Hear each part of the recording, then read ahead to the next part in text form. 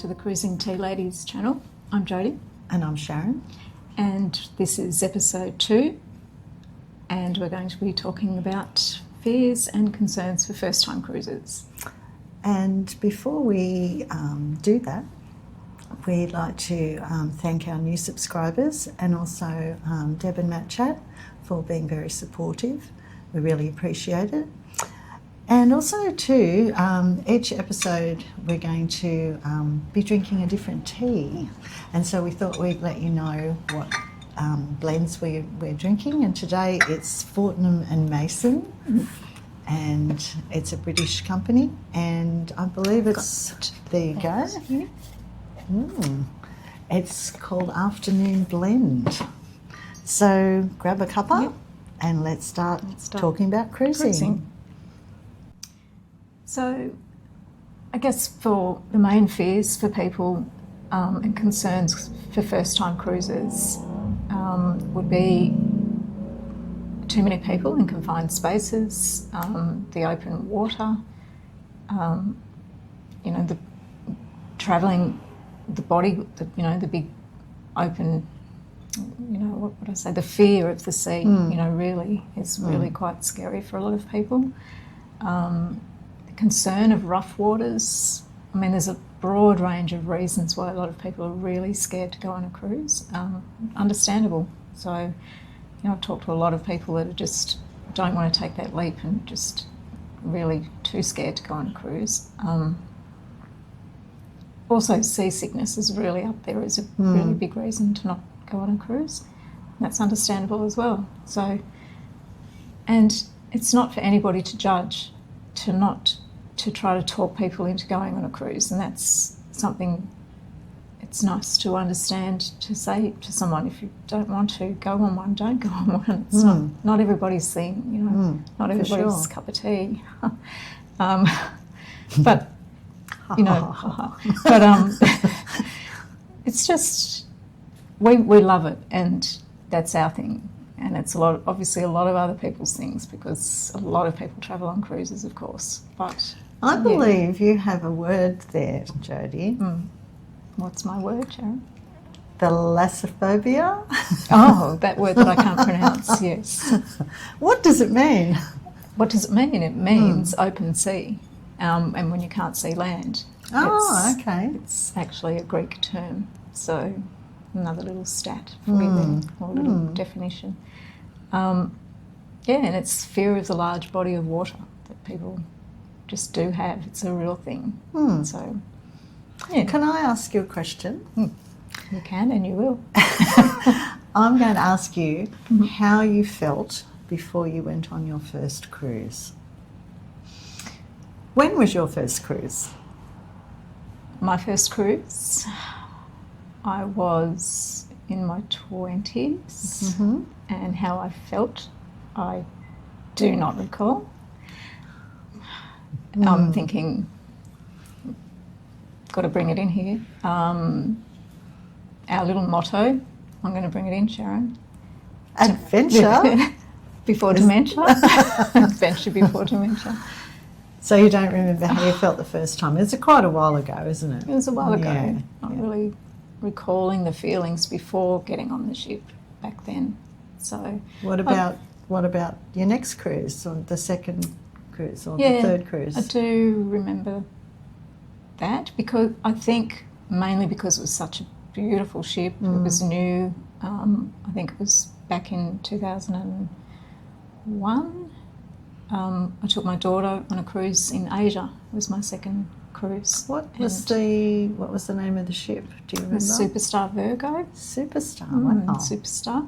It was that cruise line, and it was fairly new, I believe, that ship at the time. It was wow factor to me anyway. And I loved it, and that probably got me starting to think of how much I love cruising. It was just really bright and exciting and new. And what about your first cruise, Sharon? Well, my first cruise was on Pacific Explorer with some wonderful friends, and we went on the Australia Day cruise, so it only went out and came back in again. But for many years, I was scared of cruising, and there was no way in the world I was going to get on a ship.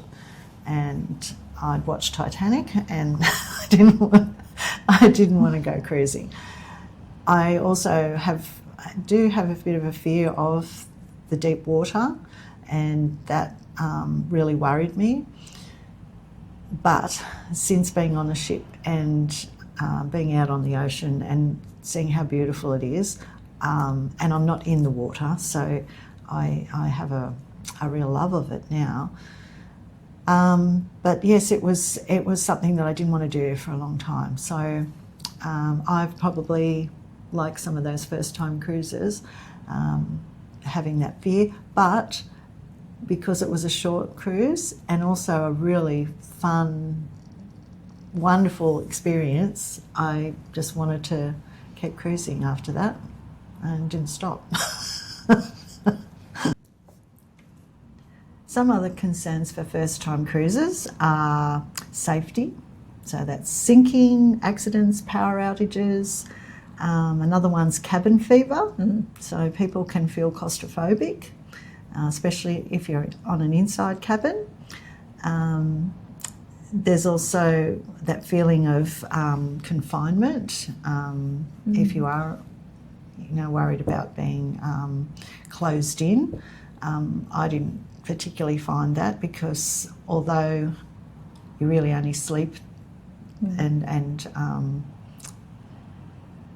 being unable to leave, that feeling, I think a lot of people the ship, or yes, the ship, Yeah. having that, actually you say the confinement feeling, being stuck on a ship. People often say, I just don't want to be out there at sea, not being able to see land, being stuck on a ship.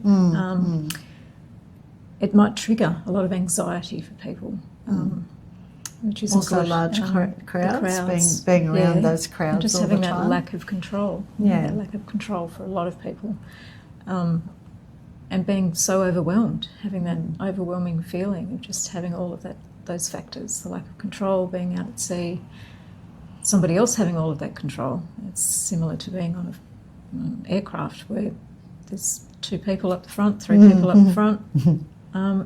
Having that control, as soon as you get on, you don't have any control. It's a big thing for a lot of people. So Fear of boredom. Yeah, that's a big one too. I know quite a few people that feel that way, but we actually think that there's a cruise for everybody, and depends on what your interests are. And usually on every cruise there's something for everyone, and it's up to you to decide what you do want to do and what you don't want to do. You might like going to the casino, you might play bingo, but you may not do either of those things, and you might be happy reading a book or swimming or eating out, going and watching entertainment. There's trivia on, there's often art and craft activities, and they're general for most cruises, but there are some cruises that have got more than that, and other more specific things that you can do. So I find it really hard to believe that you could be bored on a cruise ship, but for some people, yes, maybe that might be the case. Yeah, true. Fear of the unknown. The unknown, the nervousness of the whole cruise experience, just not knowing. Just if you haven't done a cruise and you're just not sure, and you haven't talked to that many people about it before you go, and you just take that chance and you go, that is a big unknown, and that is probably a really big concern, and not sure. I guess the process too, Jodie, is the process of actually booking it, getting on the ship on embarkation day. It's all a big process. I mean, we're so used to it now, we know what to expect, but I can imagine if I go back to my first cruise, I knew nothing, and I was lucky that my friend had organised everything. But yeah, if you're unsure, especially about what to do going to ports and just the whole process, especially if you go international. And so, Jodie, I believe you have some stats for us. Do I? You do. I probably do, Sharon. Again. Okay. So in 2024, 35 million people went cruising. 35 35 million, yeah. Wow. So, and they are projecting that 2025, which we're nearly at the end of, obviously, they're going to project that 37.7 million people are going to be cruising. So that's it can't amazing. be that bad. No, that's true, isn't it? Yeah. So, yeah, and that's from the CLIA, which stands for Cruise Line International Association. So that's some stats from there, which I'd like to have a little look at my stats. Okay. Other little fun facts is, I guess we're on the topic of fears and concerns, but when it's fears, not that we want to be morbid, but the odds of actually dying on a cruise, when you compare it to on land, dying on a cruise is 1.6.25 million compared to, say, dying in a car accident is 1 in 645. Wow. There's a big difference there, isn't there? It's pretty big. Yeah, so that would be, it would include things on a cruise, falling off a cruise ship. And we've sort of talked about this between ourselves a number of times when we've been on ships together. We kind of feel would be pretty hard to actually fall off many of the ships that we've been on. The railings are just quite high. Yeah. So, and I'm tall, so I don't see it as being something that you're going to, feel anxious about when you're leaning on a railing. There might be a couple of places on the ship, but I can't particularly think of any. Can you, Jodie? No. Although your balcony in your stateroom, safety for children, I would obviously, be closely monitoring kids, just really because if they stand on a chair or something like that, that could be a worry. Yes. But really, you'd have to really get yourself up and over a railing to even come anywhere close to it, wouldn't you? When you just mentioned a balcony in your stateroom with kids, I think we've talked about it as well. There's options. There's obstructed balconies, which we've had before as well, that have the lifeboats just directly underneath you. So you're not directly going straight down to the water. Because some ships do. You just see straight down, and then others it's tiered. So you may have another cabin balcony directly underneath below. you. Yeah. Princess, actually, the ones that I've been on are like that. So it's really good to do a bit of research, look at where the balcony is, look what's below you. If you've got that extra layer of just a little bit of security below you might feel a little bit better. A little bit better when you've got kids, when you're travelling with them. And even for yourself, I know one of our friends, she gets a little bit nervous because the balcony is glass, like it's very heavy glass, but she can see straight down into the water, and that that makes it causes a little bit of anxiety. Yeah, that's totally understandable. So we don't feel it's that easy to actually just fall off a ship. No. But we have been on a ship where someone has gone overboard. The ship responded very, very quickly. We were actually under the searchlights, so it was quite dramatic at night time in the middle of the Pacific. But they did everything very, very quickly, responded straight away to that call. Extremely professional, as they are. But it is believed that the person actually chose to go overboard. So, it's not nice, but it does happen. Jodie, what are some of the things that you think might help to reduce thalassophobia and claustrophobia? We feel possibly maybe larger ships. I think we might have talked about that. Mm-hmm. Might be an option. The bigger the ship, The better the stabilisers. the better the stabilisers. And even though they say more people on the ship, yes, that's the crowds might be a concern at points, but you do have more room to move around. You've got more options and more spaces. And I to remember go. you telling me that for the first time, and I didn't believe you. You That did. you told me that you will always find a spot on the ship, no matter how many people are on board. You can. And it's true. It's true. There are quite a few spots that people aren't. You can. And I've actually been on, in America many years ago, an Oasis class ship, the Oasis of the Seas, and that was so big, it was crazy big, but not as big as the bigger ones now, the Icon class. But to just think of how many people were on that ship, and we would find bars and areas to go to, there was nobody in them. And you can't even fathom that there's that many people on that ship. And we would go many times and have places to ourselves. Yeah, yeah. And Crazy, hard to isn't believe, it? and you wouldn't Yeah. even imagine that could happen. Yeah. So, yeah, it does happen, and you can do that. Another way to reduce those symptoms, balcony cabins. You've got space, you can sit out Yeah. and have, fresh air and have that time to yourself and have that space and freedom.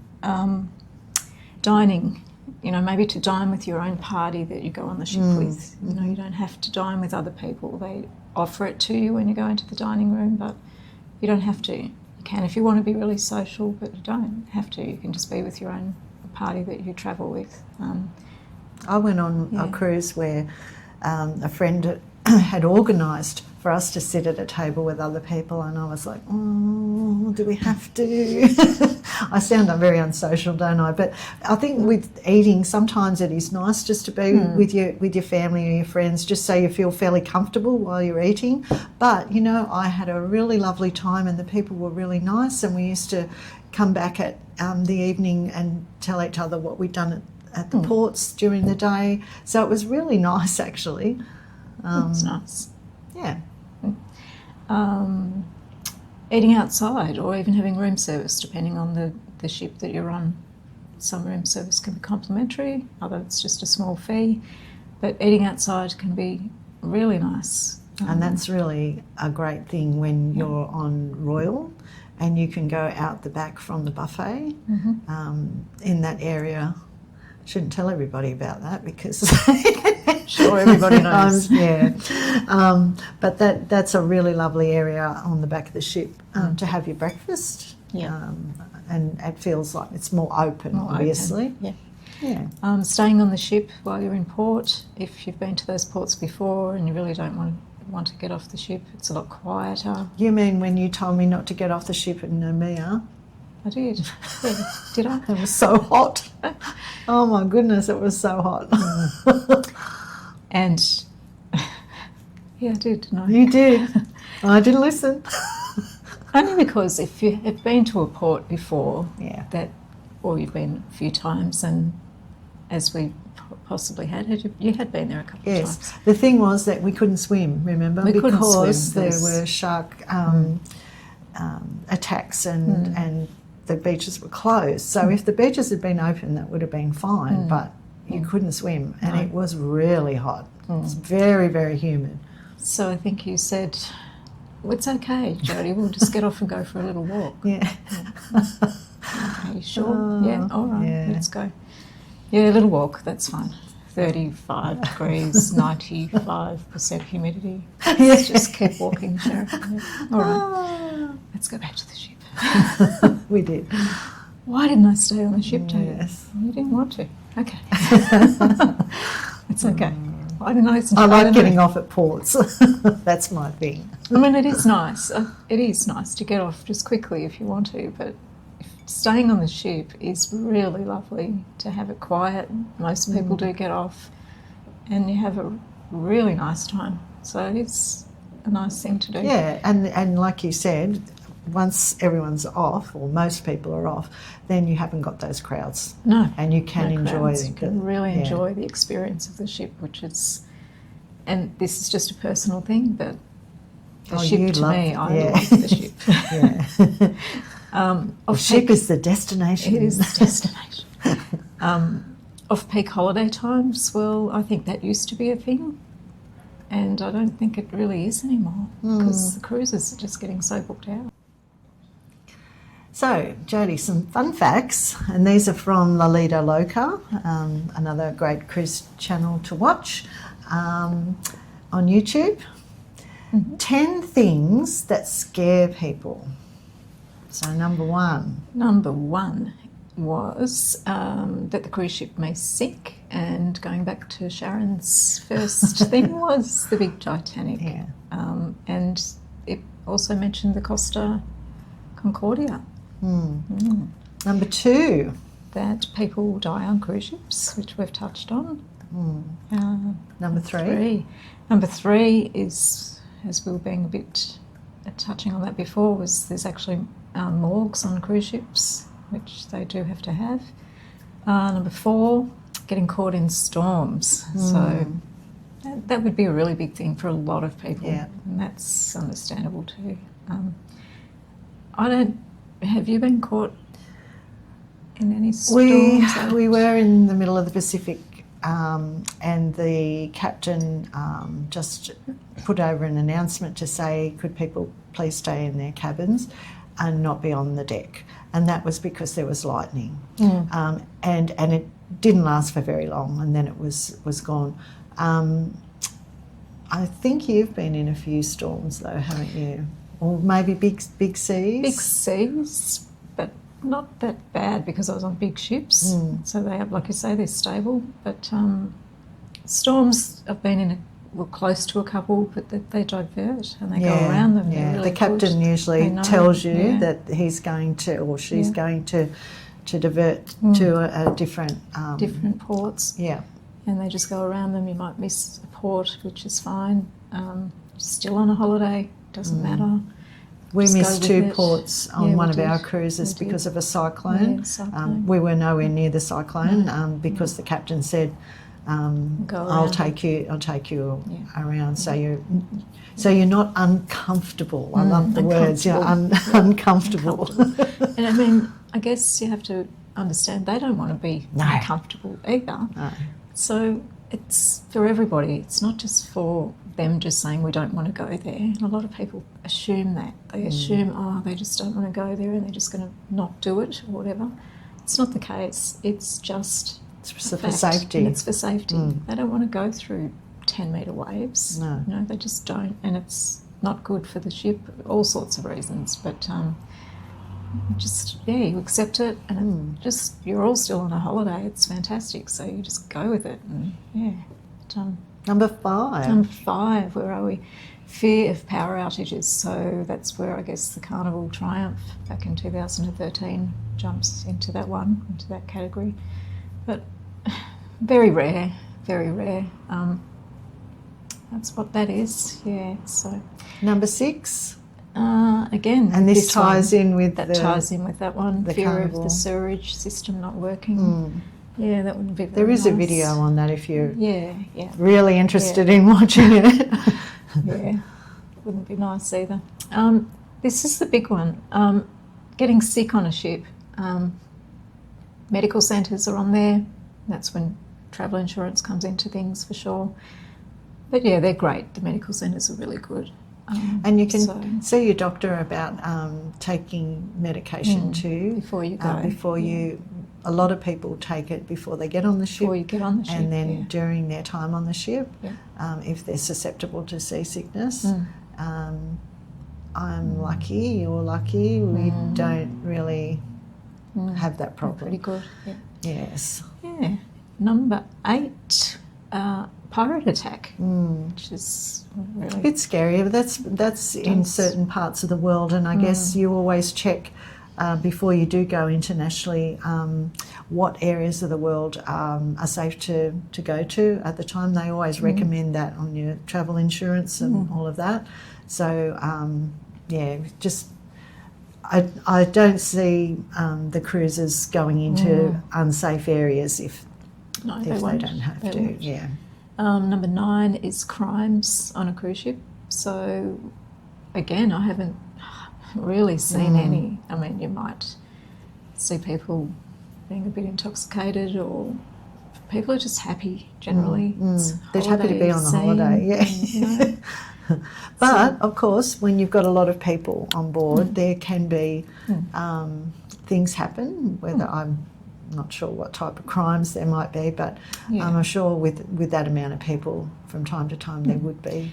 and it's going to be the same as on land. You're going to have large crowds, people, as I say, being intoxicated or whatever, and things will happen. So that's just accepting that too, and they'll have things in play, enforcements, whatever they have to do. So it's the same as on land, and they'll sort that out. So they're very professional. They have security as well as what they do on land. And so if you're it's very scared similar. if you're scared of anything or anything's worrying you, you see your cabin steward straight away, and or go to guest services or any staff member, and just tell them your worries. Concerns. And number 10, overboard, which we've talked about as well. So all of those 10 points do scare people. So those 10 points were there. The other thing they've got on this YouTube, Lolita, is Lolita Local. yeah, I can say it better than I can. The fun facts is that it's got seasoned cruisers bonus list, which I find interesting. A couple of them I'm not really sure of, but we'll go through them quickly. The first one was a missing port. So Yeah, it's not nice missing a it's port. not nice, but I mean... But you just have to accept it. And if you accept it before you go, that could happen, then you're feeling better about it if it does.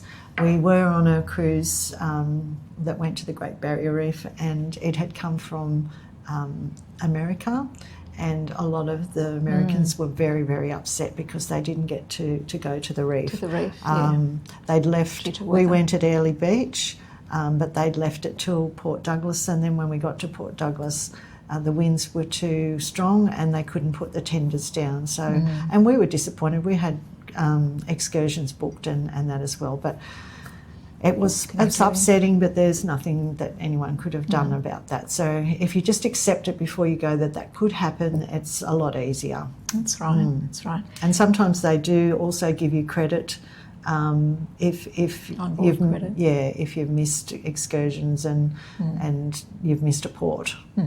Make the most of it. If you get on board credit, just use it up and just go with it.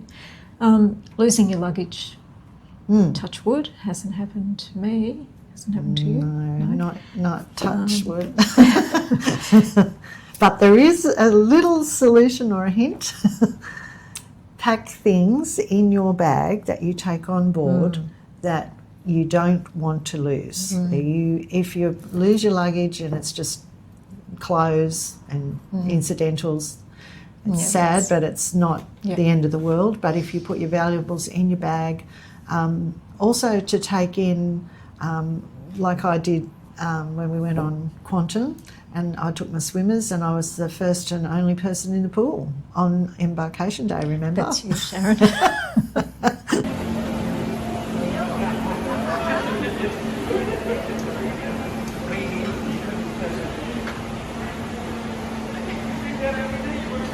Sharon's private pool.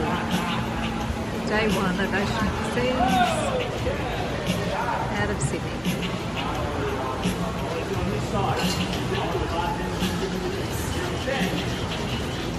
The Serenity Sharon. And in the water with her GoPro. So that if you do lose your luggage for some time and don't get it till later, then but that's something you can do even on a flight if you go on an Hand air. luggage. Yeah. So that you've got those things that you really, like your passports and all your medications and all of Just those everything sort of that's things. important to you. Yeah. Just try to fit it in hand luggage if you can, and then you won't be too stressed if your Yeah, bags don't turn yeah. up for a while. Yeah. So, Yeah. The shows on the ship, if they're cancelled due to, you know, the weather or sickness or injury, I mean, that was what they thought season cruises would be, you know, worried about. Possibly. I can see that people that really depend on those shows for their entertainment might be, you know, disappointed. But it's got to be pretty bad for them to cancel it outright. It does have to be quite Remember the bad. one we went, I forget which ship it was now. Really? And they had aerialists, so they didn't cancel the show, but they did modify the actual choreography so that they weren't doing dangerous movements, but they still actually did some of the aerial. I do. Yeah. Yeah, I mean, I just think as long as they're safe and they're not going to injure themselves any further. And I mean, when it's weather, it's just what That's they how have it to is. do. That's how it is. Being overcharged on your account is another point. They say that people get really concerned or worried about. It happens. You've got to keep an eye on your account. Pop down to guest services, check it out. tell them, and they'll sort it for you. I mean, now you just keep an eye on your app, on your phone, or on your TV in your stateroom. This point here, running out of your favourite drink on board. No, actually no. Yeah, that's true. Or if they don't even have it to start with. But, yeah. Oh, then yes. We don't. So we don't just drink tea. There you go.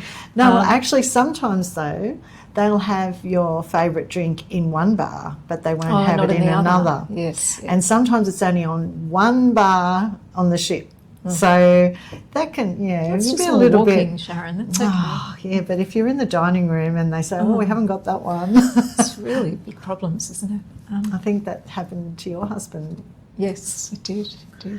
But it was 3 nights in a row that he couldn't get a That's drink or right. something. And the other one was other rude passengers was on the list.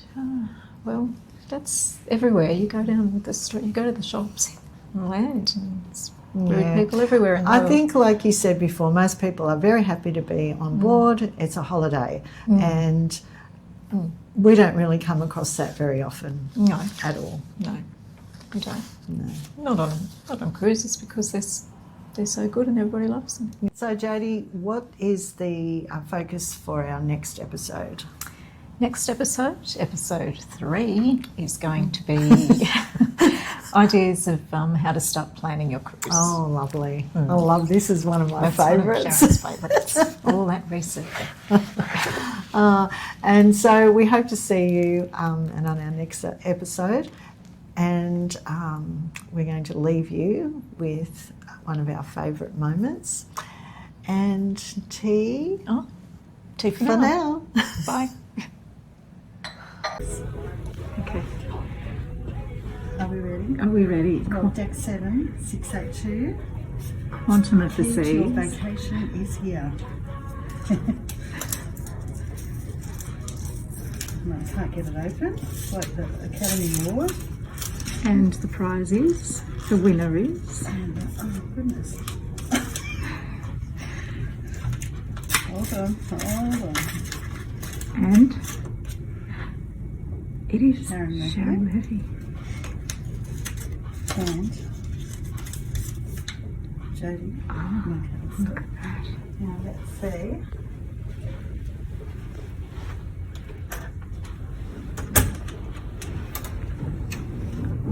Ta-da. Ta-da! Ooh. So are you doing the voiceover of the tour? Oh, am I? I'll just do the video. Oh, well, okay. Here's the bathroom. Turn the light on. No?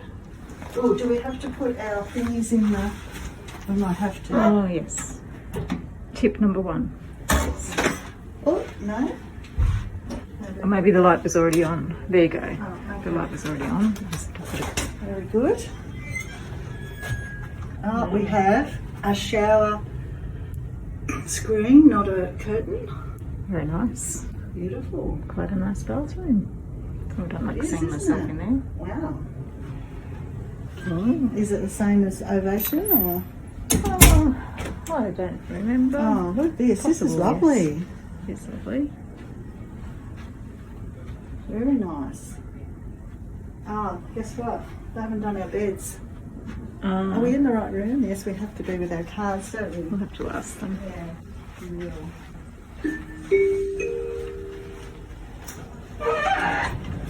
Well, very good afternoon, ladies and gentlemen, and welcome on board your new home here with the beautiful Quantum of the Seas, folks.